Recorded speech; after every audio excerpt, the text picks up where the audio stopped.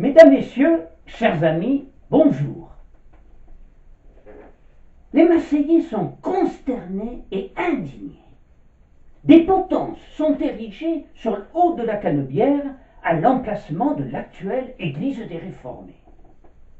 3 hommes viennent d'être condamnés à mort après un rapide procès. Vous pensez sans doute que nous sommes en pleine terreur, en 1794, sous le joug de l'implacable Fréron, représentant de la Convention à Marseille, qui fit couper les têtes avec allégresse, détruisit les églises et priva même Marseille de son nom. Nullement. Vous n'y êtes pas. Cette scène se passe en 1696 sous le règne du roi Soleil Louis XIV. Et ces 3 hommes allaient être pendus devant la population médusée qui n'avait pas l'habitude d'assister à un pareil spectacle sur l'artère emblématique de la ville. Accroché au cou de chacun d'eux, un écriteau porte la mention « Espion ». Les Marseillais s'interrogent et se demandent ce qu'ont pu faire réellement ces hommes et surtout pour quelle raison Marseille se trouvait associée à ce terrible châtiment. Avant d'aborder la genèse de cette affaire singulière, il faut revenir sur la situation politique de la France en cette fin du XVIIe siècle. Le roi Louis XIV a 58 ans, il gouverne seul car il ne se berce pas d'illusions. Tous ceux qui l'entourent sont de bons exécutants, mais ne sont pas capables de prendre des initiatives et de tenir la barre. Après l'extraordinaire floraison de génie au début de son règne, l'espace allait se raréfiant. Il n'en restait guère aux armées et pratiquement plus chez les grands commis. Louis XIV travaillait donc inlassablement comme pour pallier lui-même à ce manque.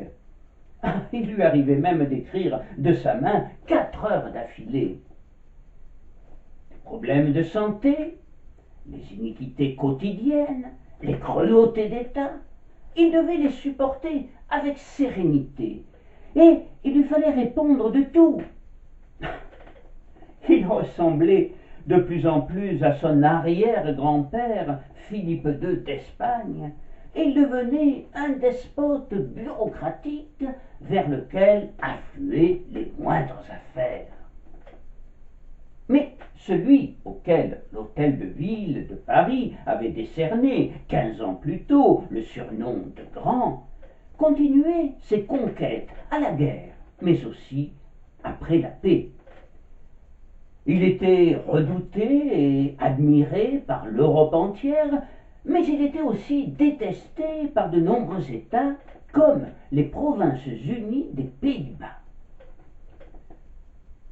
En 1688, le très francophile Jacques II, roi d'Angleterre et membre de la maison Stuart, qui s'était converti au catholicisme lors d'un séjour en France en 1668, est renversé par son gendre, Guillaume, prince d'Orange.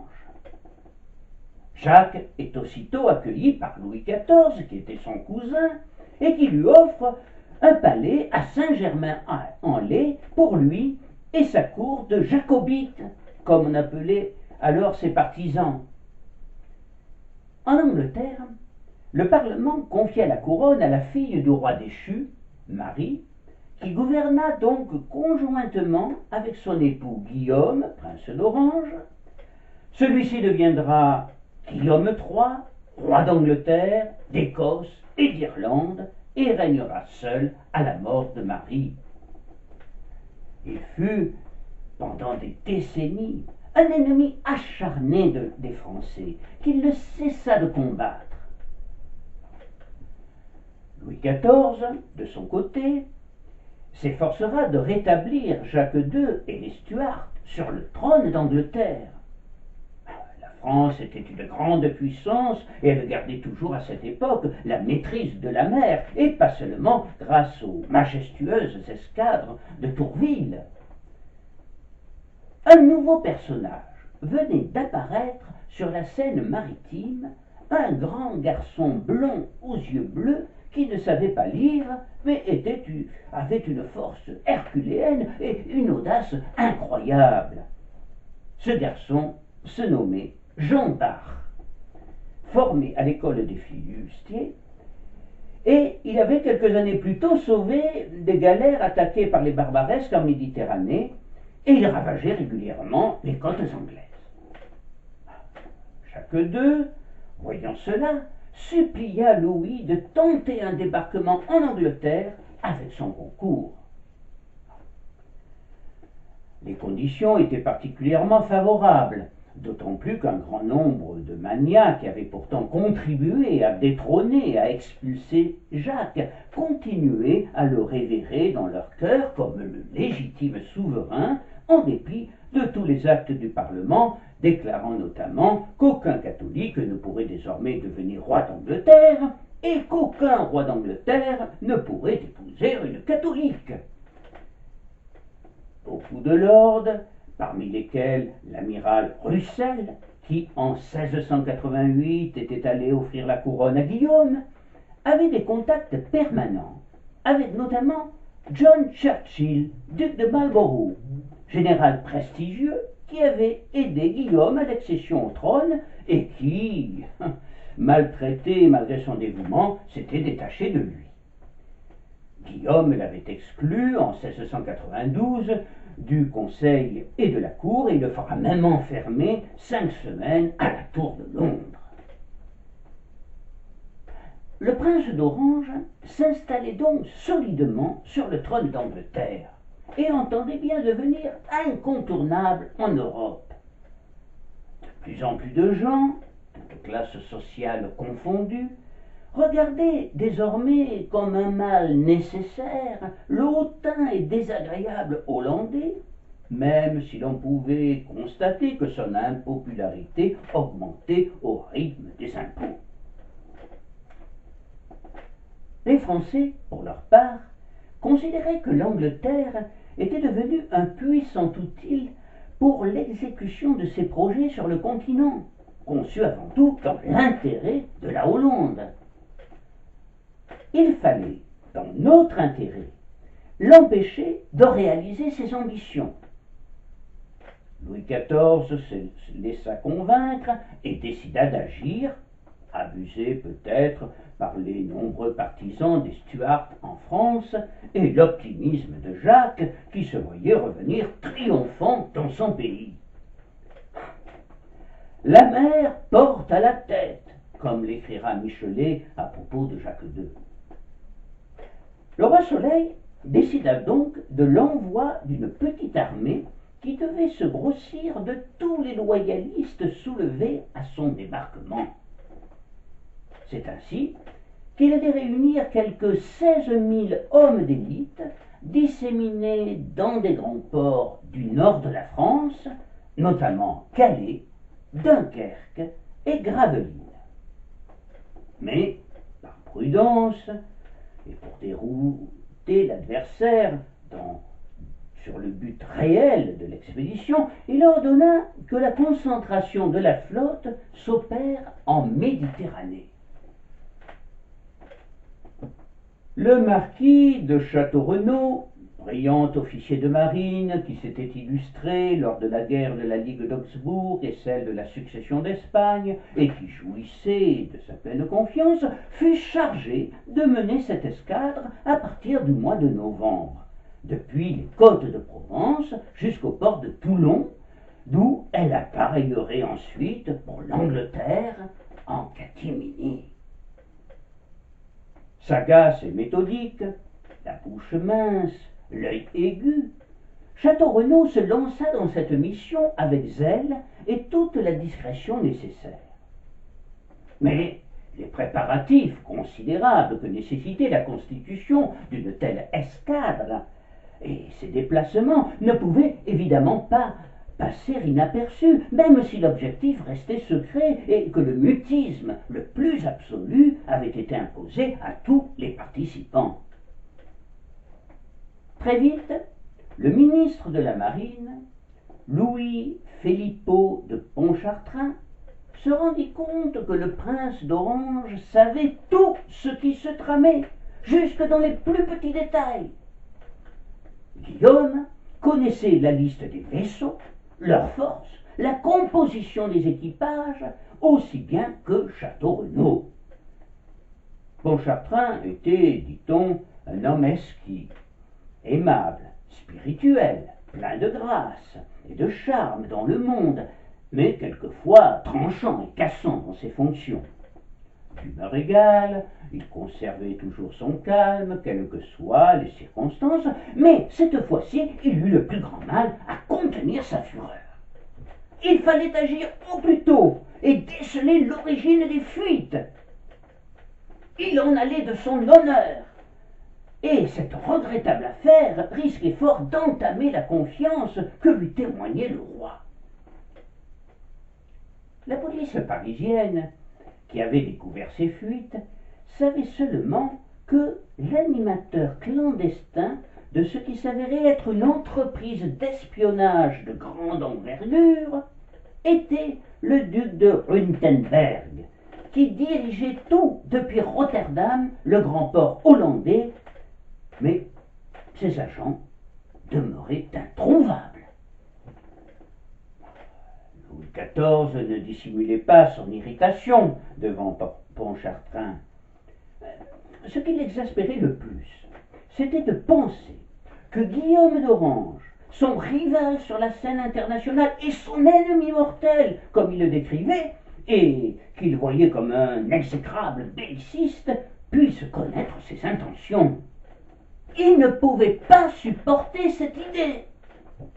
Son courroux, relayé par Pontchartrain, eut sans doute pour principal effet de décupler l'activité des limiers aux aguets dans les ports français et à l'étranger. La consigne était de rechercher des particuliers qui se mêlaient de donner avis aux ennemis de ce qui se passait en France. La principale difficulté consistait à déterminer la limite où une information ne s'appelait plus indiscrétion, mais trahison.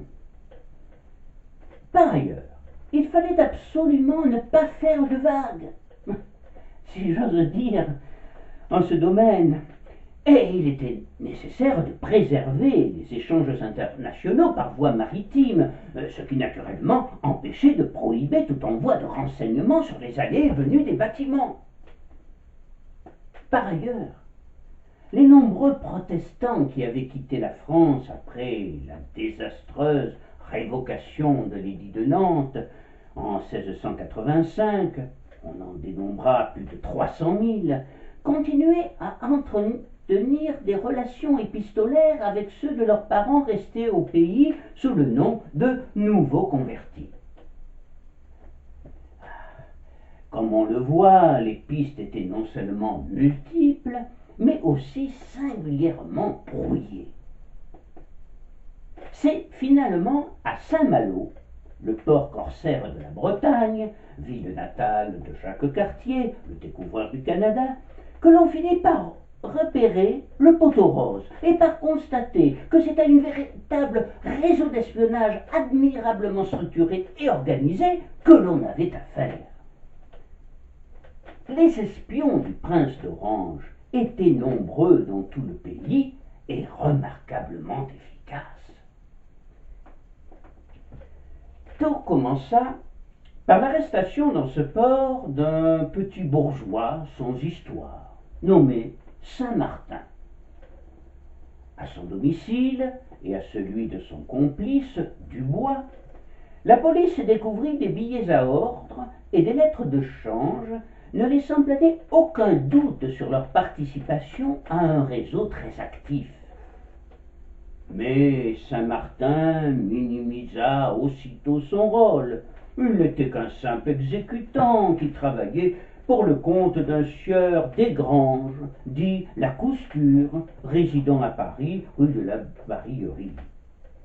Il avait fait sa connaissance incidemment par l'intermédiaire d'une femme Leclerc, avec laquelle il avait eu une très brève relation. Elle habitait rue des Poulies, près de Saint-Germain-l'Auxerrois, où elle tenait une mercerie. La police se rendit aussitôt sur les lieux. On tenait enfin un des maillons de la chaîne. Quand je vous dirai que la police était dirigée alors par le célèbre lieutenant de police Nicolas de la Reynie, resté célèbre pour sa rigueur morale et son habileté lors de la terrible affaire des poisons en 1678, vous ne vous étonnerez pas si je vous dis que l'affaire allait être menée rondement. Méfiant par nature, la Reynie s'était entouré d'adjoints peu nombreux, mais intelligents et zélés, et de surcroît fort efficaces. L'un d'entre eux, Louis Desgrais, était particulièrement habile. C'était lui qui, déguisé en prêtre, escorté de quelques archers en soutane, avait arrêté la marquise de Brinvilliers en 1676. On sait par ailleurs que la Reynie, qui est considéré comme le père de la police judiciaire française, possédait un réseau d'informateurs jouissant, provenant de tous les milieux. Ils étaient appelés les mouches. D'autres indicateurs de la Reynie, exercés dans les prisons, étaient appelés les moutons. Grâce à ces mouches et à ces moutons, le futé policier remonta les mailles du filet. Il apparut bientôt qu'une véritable bande d'espions tournait dans un grand nombre de ports français. Louis Desgrais multiplia les arrestations, des arrestations pas toujours bien ciblées, mais peu importe, on fera le tri après. Elles furent parfois brutales, mais, disait-il, on ne fait pas d'omelette sans casser les œufs. Ces méthodes musclées firent merveille, et plusieurs confrontations qu'il provoqua furent riches d'enseignements. Le 1er mars, Desgranges et la femme Leclerc étaient incarcérés, et le 7, l'intendant de Flandre recevait l'ordre de s'assurer à Dunkerque de la personne du commis des fermes Budeau. C'est le commissaire de la marine, l'empereur, qui s'en chargea. Avec Saint-Martin et la Cousture, on tenait 2 des principaux agents de Guillaume sur notre territoire. Ce même jour, une souricière établie à la poste permettait d'intercepter, à l'arrivée du courrier de Hollande, des missives d'un négociant de Rotterdam, Étienne Caillot. L'embargo, mis en même temps sur les colis, faisait découvrir une lettre que lui adressait de Toulon un nommé Perlier. À premier abord, il ne s'agissait que d'une lettre commerciale, mais à y regarder de plus près, elle contenait un message secret. L'œil pénétrant et scrutateur, la Reynie, qui l'examinait sous toutes les coutures, était alors assis confortablement dans son fauteuil près d'une cheminée où des flammes crépitaient. Par chance, il faisait particulièrement frais à Paris en ce début du mois de mai, et la Reynie était très frileux par nature. Au bout d'un moment, il se rapprocha du foyer et soudain, il s'écria « Eureka !» Dans les interlignes apparut un texte rédigé à l'encre sympathique contenant une foule de précisions sur les armements mis en place en vue d'un débarquement en Angleterre. L'encre sympathique est, vous le savez peut-être, très sensible à la chaleur.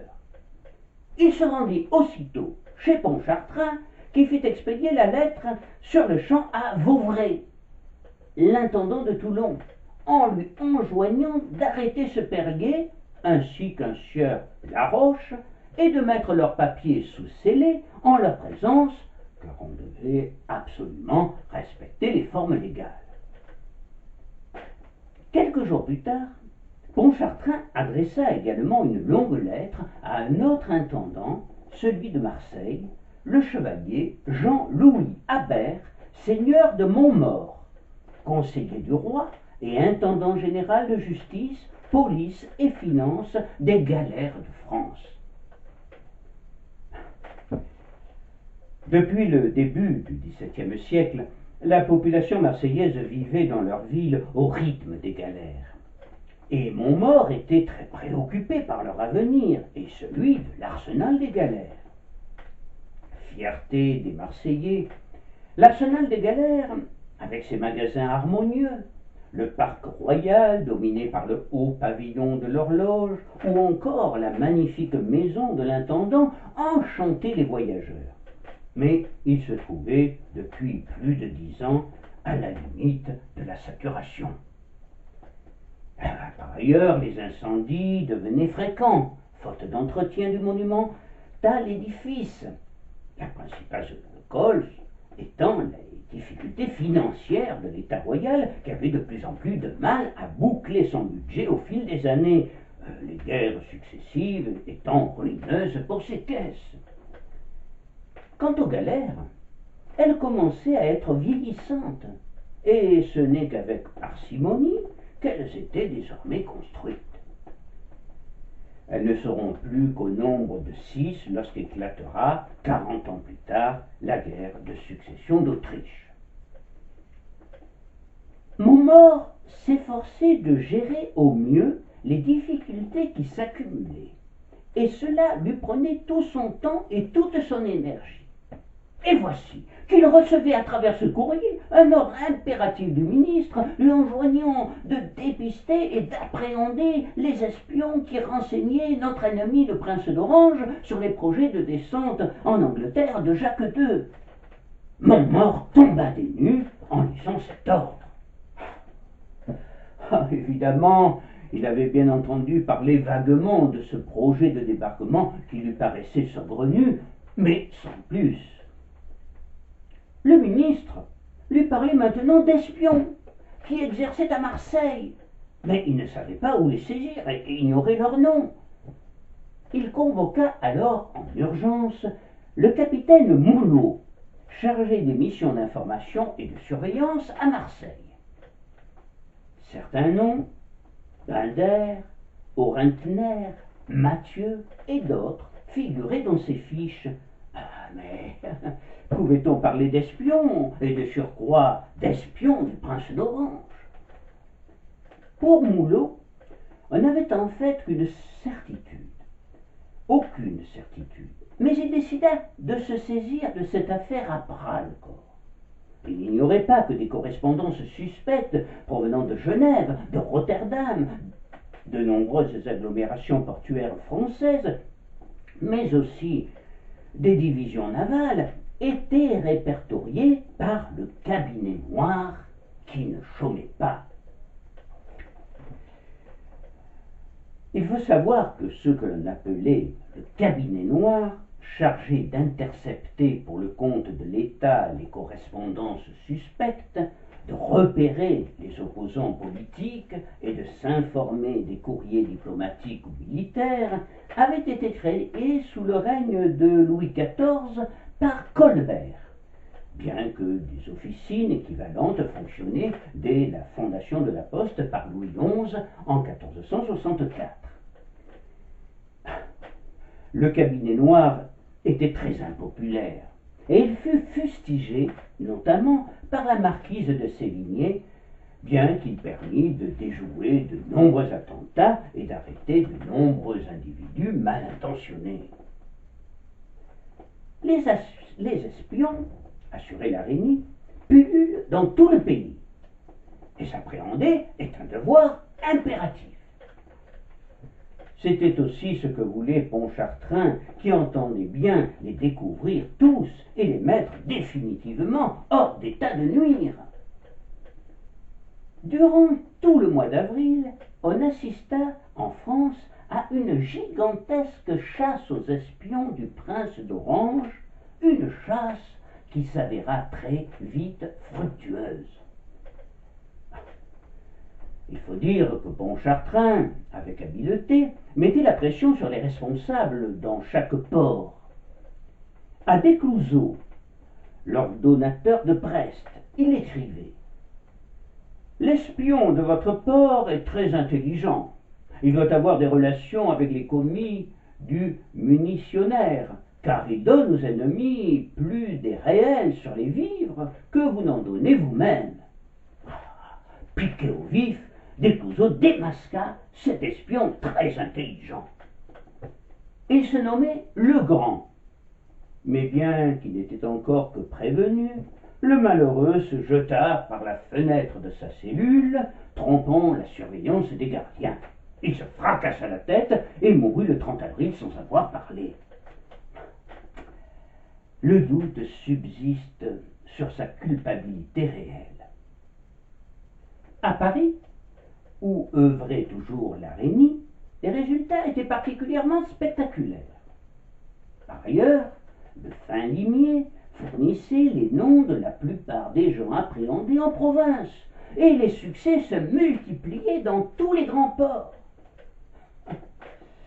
Mais malheureusement, à Marseille et à Toulon, les agents du prince d'Orange demeuraient invisibles. Pontchartrain ne dissimulait pas son mécontentement et opposé à l'inertie de Vauvray, comme au laxisme et à l'absence de résultats de Montmort, les magnifiques succès obtenus depuis quelques semaines par leurs homologues d'Atlantique ou de la Manche, de Brest, Dunkerque ou Rochefort. Il faut toutefois préciser que dans les ports de la Méditerranée, la plupart des informateurs avaient eu l'intelligence d'utiliser de faux noms, ce qui ne facilitait pas leur interpellation. Pourtant, au fil des jours, la situation commença à se clarifier à Marseille et des pistes sérieuses et précises furent de plus en plus suivies. Ce fut d'abord celle d'un Italien, dont je n'ai retrouvé que le surnom, Piccolo, petit en italien. Le gouverneur de la commune de Finale, sur la Riviera Ligure, avait l'habitude d'envoyer Piccolo à Marseille quand les galères entraient en armement. Piccolo était un espion, incontestablement, mais pour le compte de qui? La question reste posée, car il faut savoir qu'à cette époque, tout le monde espionnait tout le monde. La seconde piste, plus sérieuse, aboutissait à un forçat nommé Lauzonnière, bien connu des autorités, mais jamais pris au sérieux. Il aurait fait des révélations quelques mois plus tôt, mais on le prit pour un mythomane. Cette fois-ci, on enquêta de plus près sur lui.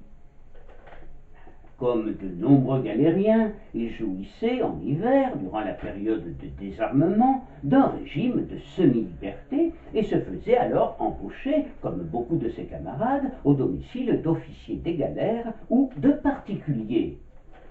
Et il en aurait profité, semble-t-il, pour nouer des relations avec notamment Perlier, dont on a vu que l'Araignée avait découvert ses accointances avec la Hollande.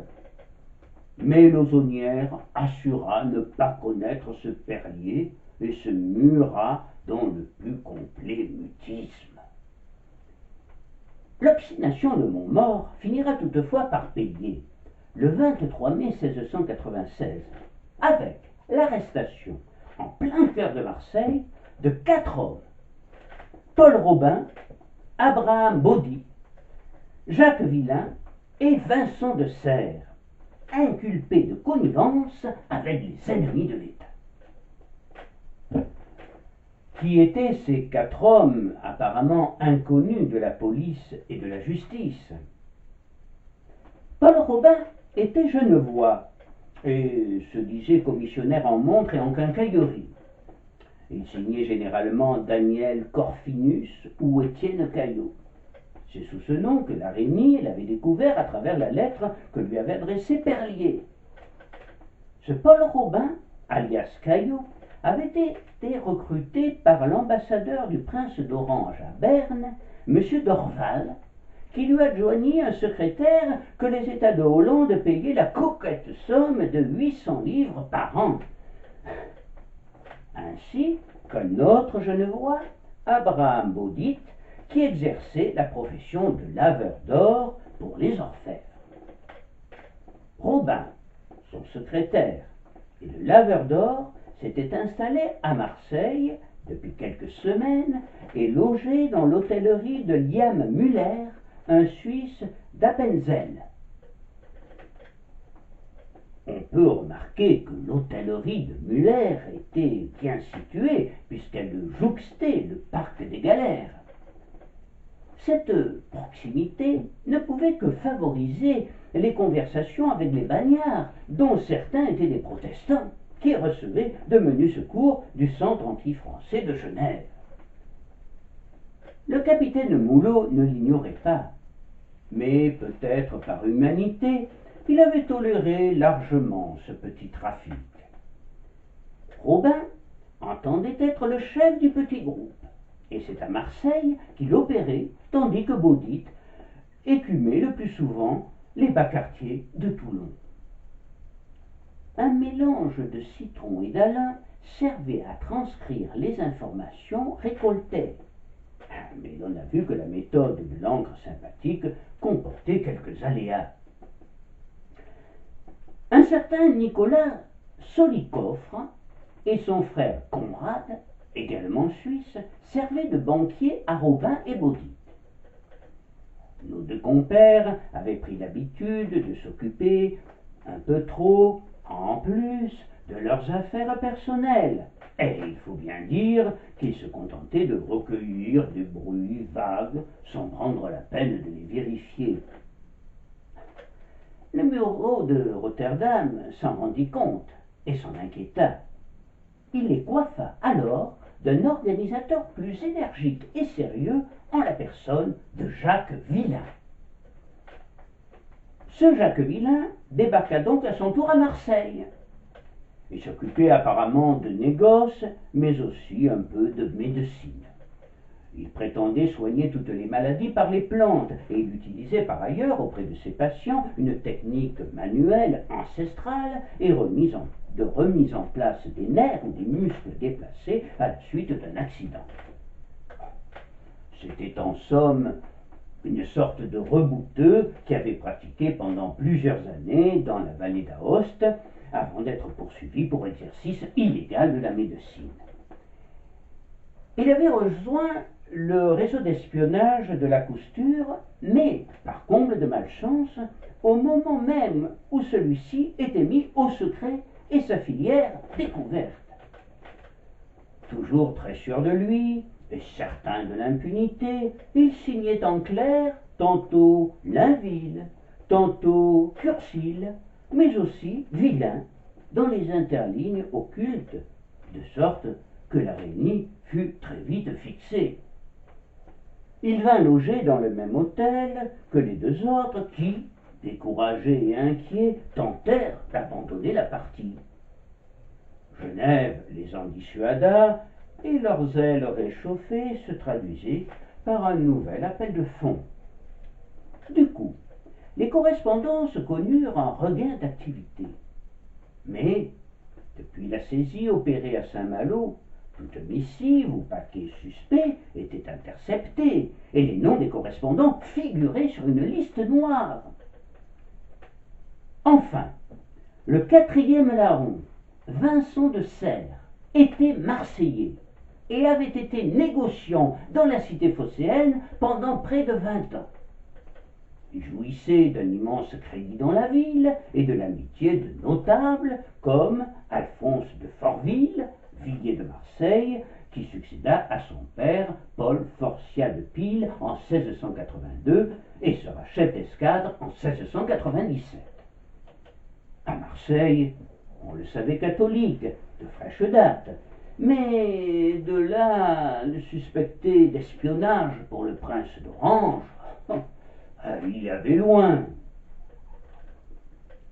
Les 4 espions de Marseille étaient désormais sous étroite surveillance, et comme leurs employeurs ne recevaient plus d'informations de leur part, ils les taxaient de négligence.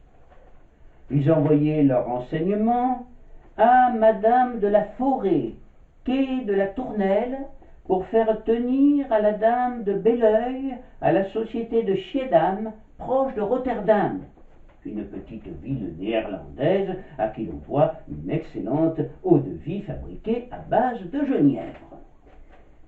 Or, les noms de 2 d'entre eux faisaient partie d'une liste réunie par les services de la Poste, liste détenue par l'Araignée. Désormais, il suffisait de remonter la filière. Un jeu d'enfant en somme. L'Araignée pouvait, à juste titre, se féliciter des résultats obtenus, à Marseille comme ailleurs. En 1697, il put prendre une retraite bien méritée tout en conservant sa charge au Conseil d'État. Il sera remplacé par le marquis d'Argenson qui poursuivit la tâche de l'Araignée avec célérité. À l'hôtellerie Muller de Marseille, la pression montait chaque jour davantage. On commença à s'inquiéter très sérieusement. L'hôtellerie Muller était devenue, au fil des jours, dans le collimateur de la police, et le moindre mouvement était scruté. Robin, Baudy et leurs acolytes, pressentant le danger, ne songeaient plus alors qu'à fuir, mais durent renoncer, faute de pécule. Mais Vilain ne s'affolait pas. Rien ne pouvait troubler son euphorie, et ses paquets pour Genève passaient encore à la poste, où on les réexpédiait à La Haye. Toutefois, Rotterdam commençait par lui reprocher, par la même voie, la médiocrité des renseignements adressés par l'intermédiaire de l'honorable et insoupçonnable Vincent de Serres. Pour se justifier, toujours en clair, Vilain submergea la femme du nain de protestations, de zèle et de dévouement. Démarche bien imprudente, en fait, car cette dame était fichée au cabinet noir. Jacques Vilain, comme Vincent de Serres, était brûlé. Mais Rotterdam ne se donna même pas la peine d'en aviser Vilain, comme elle l'avait fait pour Robin, et quand elle se décida de le faire, celui-ci était déjà sous les verrous, et de surcroît, le malheureux n'avait touché que 100 écus, plus un viatique de 8 louis d'or. Sa boîte aux lettres s'appelait les frères Fickler, à Lyon, auquel l'avait adressé un Zurichois, Gaspard Kitt. Il rédigeait une lettre de renseignement à leur adresse quand Montmort l'arrêta avec les autres, mettant fin ainsi aux angoisses de Robin et Baudy en les cueillant au saut du lit dans l'auberge le 23 mai. À Marseille, le bruit commença à courir que l'on avait mis sous les verrous les membres d'un immense réseau d'espionnage bien organisé. Ce qui deviendra, dans la cité phocéenne, l'affaire des espions du prince d'Orange, allait investir la place publique. Et tout le monde ne parla plus que de cette affaire, bien que l'on ne sache rien ou pas grand-chose.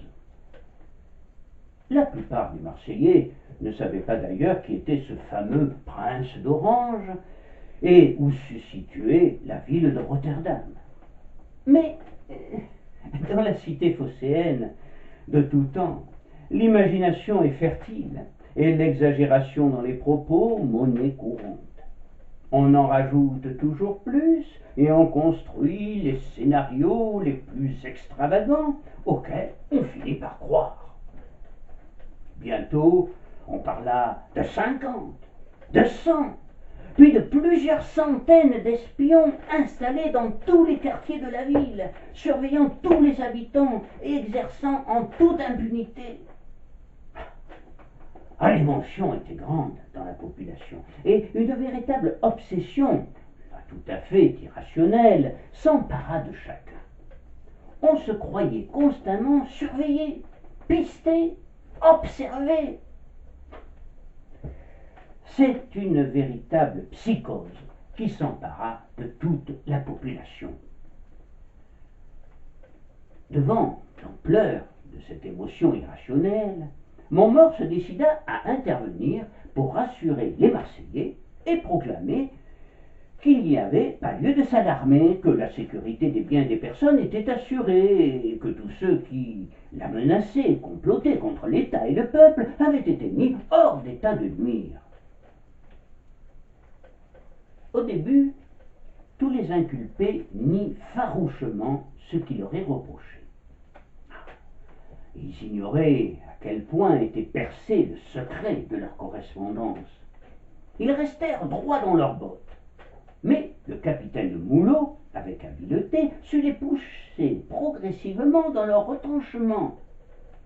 Baudit, le laveur d'or, se coupa le premier et s'effondra. Mais celui qui était sans doute l'un des mieux renseignés ne pouvait livrer qu'un seul nom à la police, tellement la filière était soigneusement constituée, celui de Robin. La nasse se refermait donc lentement mais sûrement sur les principaux coupables, et Pontchartrain pouvait désormais faire son tri à loisir. L'angoisse s'empara alors de tous les protagonistes de cette affaire. Même Jacques Villain, qui jusque-là détonnait sur ses camarades par son calme olympien, passa d'une certaine inquiétude exagérée au tout début de l'affaire à une peur panique. Le Genevois, expert en imposition des mains et en massage, était prêt désormais à toutes les compromissions pour obtenir son pardon, et il n'hésita pas à livrer des informations sur le bureau de Rotterdam au duc de Wurtemberg. À Voiron, Claude Rousset, un dauphinois, suspect depuis longtemps d'espionnage dans nos ports, est arrêté après absorption d'une purge qui l'immobilisa à son domicile. Un peu partout, après les renseignements fournis par Villain, les arrestations se multiplient. Enfin, vint le grand jour, en l'espèce le 31 octobre 1696, où le Conseil des galères, réuni à Marseille, jugea les coupables. On peut douter de l'impartialité des juges du Conseil. Il faut bien dire toutefois que l'affaire était grave, et Montmort sut habilement jouer de la peur bien compréhensible des Marseillais. Nous avons vu qu'il les avait rassurés. Il s'agissait à présent pour lui de les persuader qu'un juste châtiment à la hauteur de leur crime était nécessaire. Montmort trouva sans doute pour cela les arguments les plus convaincants, car bientôt dans la ville, autour du port et de l'arsenal, des petits groupes se formèrent, réclamant haut et fort la mort pour les traîtres. Désormais, une partie de la population semblait se retrouver sur cette exigence impérieuse. Toutefois, d'autres Marseillais, peut-être la majorité, s'indignaient que l'on puisse réclamer la mort et demander la prison ou les galères pour les coupables. Le procès fut, semble-t-il, expéditif. Au soir du 31 octobre, la décision du Conseil de guerre des galères était proclamée dans toute la ville. Après une amende honorable à la proue de la Réale, Jacques Villain, Paul Robin et Abraham Baudit, convaincus d'avoir appris d'argent et de conventions faites avec les ennemis de l'État, servis d'espions au prince d'Orange en cette ville de Marseille et en celle de Toulon, furent condamnés à être pendus sur la grande place au bout du cours de la Canebière. Je vous rappelle que les exécutions capitales en France étaient alors publiques et attiraient généralement une grande foule. La dernière exécution publique en France sera celle d'Eugène Weidemann, un assassin d'origine allemande, en juin 1939, et la peine de mort fut abolie en 1981. Au Moyen Âge et jusqu'au XVIIe siècle, l'exécution publique des criminels était à la fois un spectacle, une fête très appréciée et une opportunité pour se rencontrer et nouer même des liens amicaux, voire affectifs, avec parfois des mariages à la clé. Il existait plus de 20 façons de mettre à mort les condamnés, les plus cruelles étant réservées aux crimes les plus odieux. Il s'agissait de l'écartèlement, réservé aux régicides, du bûcher pour les impies et de la roue. Mais le mode d'exécution capitale le plus courant restait la pendaison. Ce n'est que sous la Révolution, en 1791, que la guillotine remplaça la potence ou le fameux gibet cher à François Villon avec sa fameuse ballade des pendus. Sous la monarchie absolue de Louis XIV, avec le renforcement des prérogatives de l'État, la justice se montra plus répressive encore envers les ennemis du roi, et la peine de mort devint plus fréquente encore.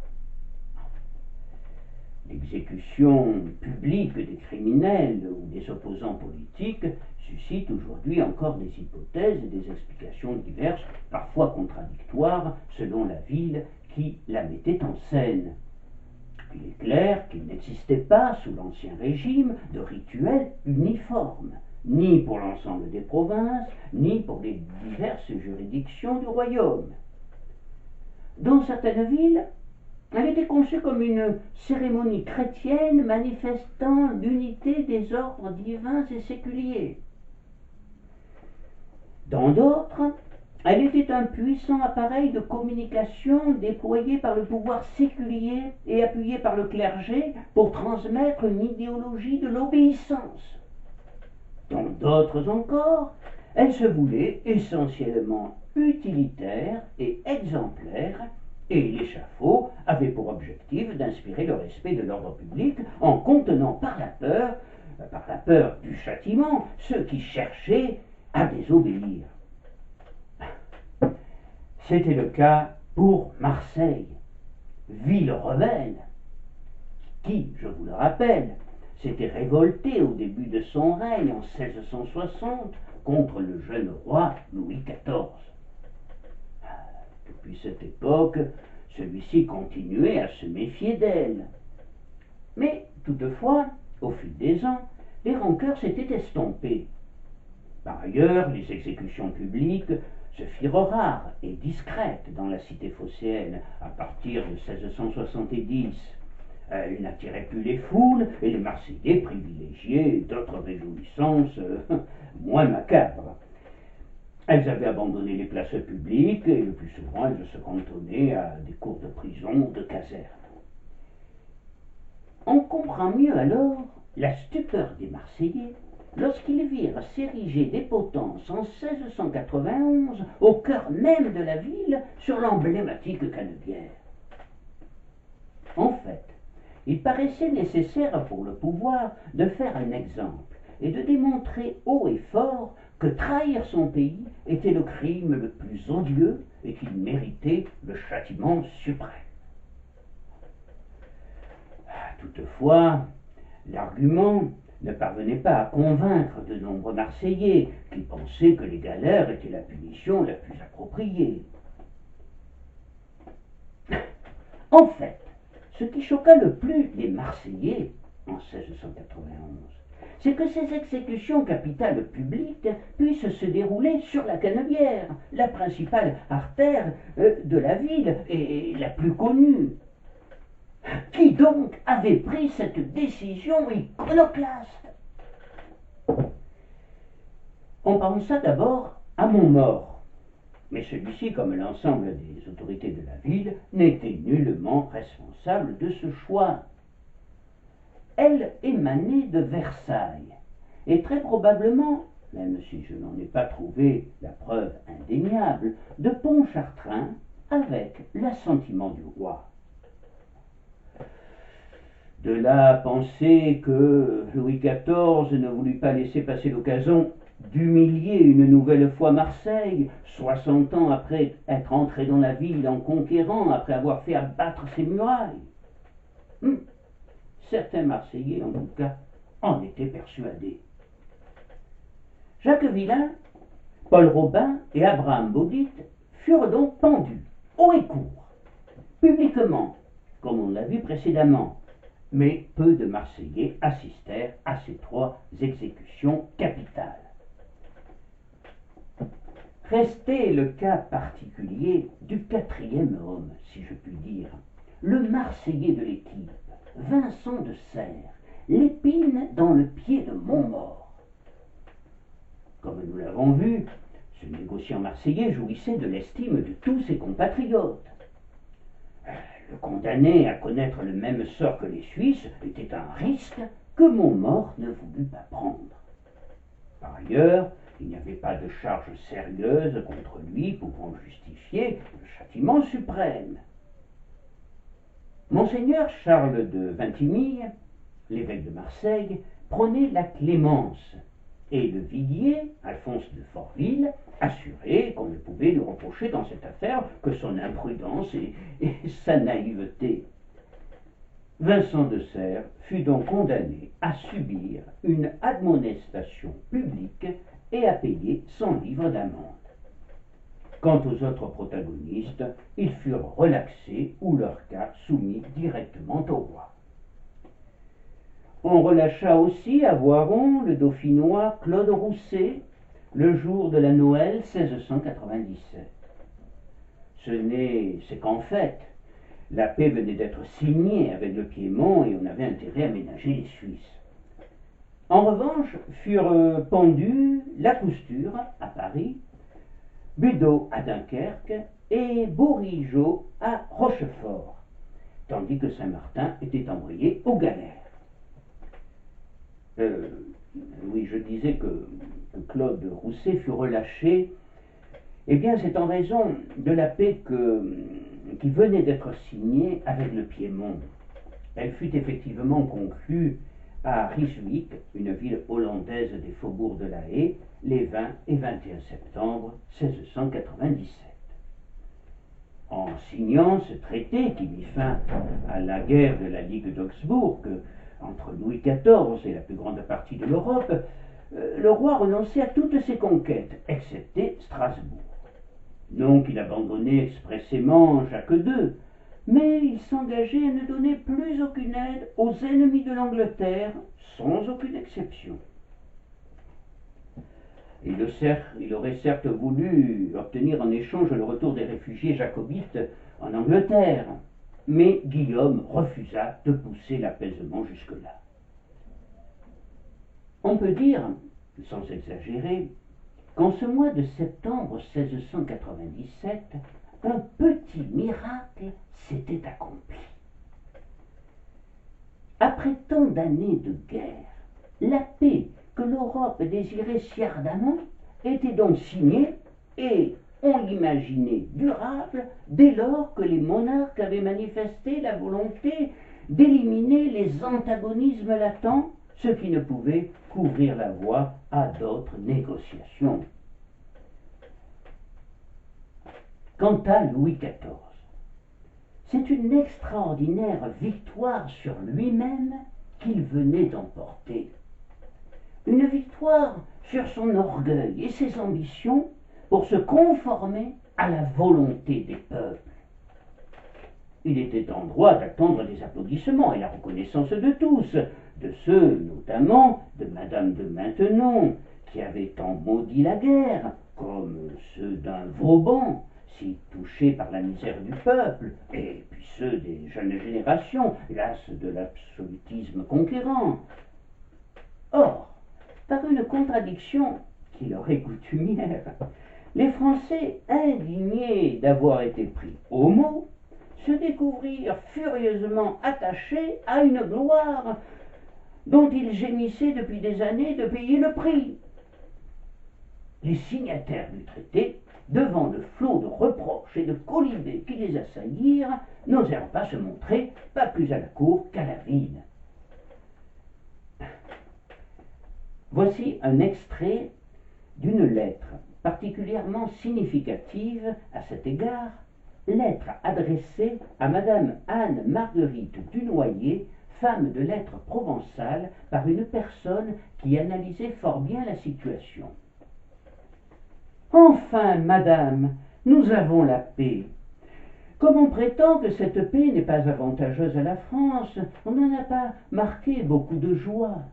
Elle a fourni matière à quantité de satires contre les plénipotentiaires et même contre la cour.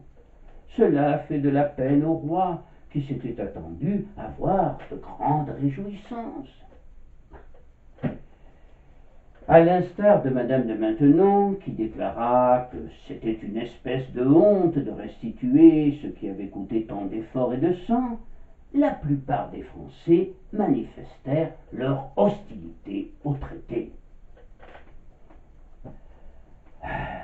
On imagine l'amertume de Louis XIV et les conclusions qu'il tira de cette expérience.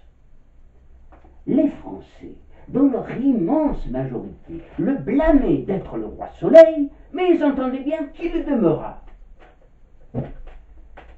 Sa mort en 1715, à l'âge vénérable pour l'époque de 75 ans, fut ressentie par les Marseillais comme un soulagement, mais il est faux de dire qu'ils s'en réjouirent. Ils se sentaient plus libres, mais un sentiment d'angoisse les étreignait. Ils semblaient redouter une catastrophe imminente. Et ils n'avaient pas tort. En effet, un événement dramatique allait couper ces 30 années marquées par la présence quasi quotidienne, mais en définitive rassurante, du roi Soleil. Les ténèbres allaient s'abattre sur la ville, l'horreur et la mort s'y installaient. Tout commença en avril 1720 avec l'entrée dans le port d'un navire ramenant du Levant le plus terrible des fléaux, la peste. Je vous en parlerai prochainement, si vous le voulez bien, puisque à partir du mois de mai, on commémorera à Marseille le tricentenaire du terrible fléau qui dévora la moitié de la population de la cité phocéenne et trouble encore aujourd'hui la mémoire de la ville. Je vous remercie, bonne soirée et à très bientôt, je l'espère.